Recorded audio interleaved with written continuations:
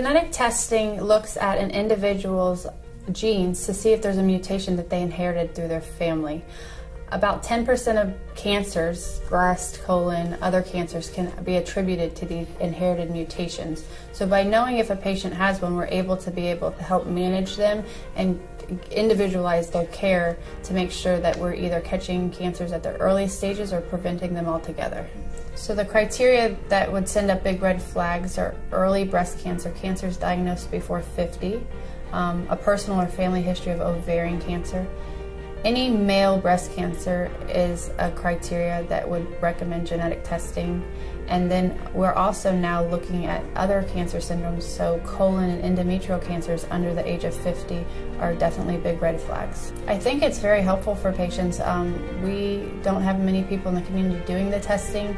Patients know that they want to know their risk. They want to know what they can do to prevent cancer.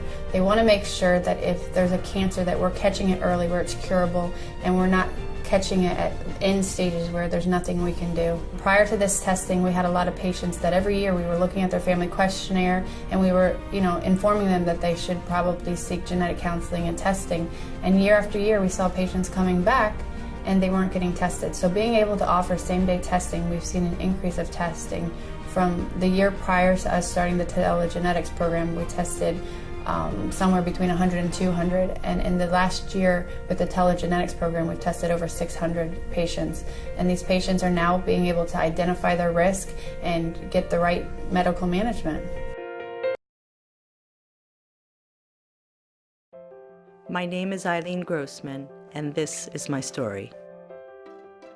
When my sister Laura was diagnosed with breast cancer and found to have the BRCA gene, my other sister Dina and I decided to undergo genetic testing.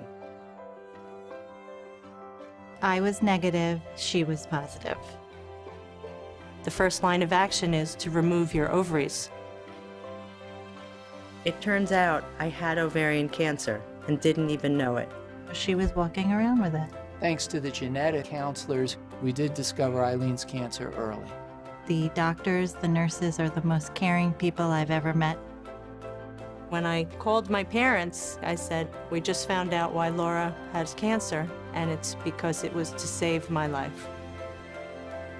Thanks to Dr. Warshall and MD Anderson at Cooper, I have my life back.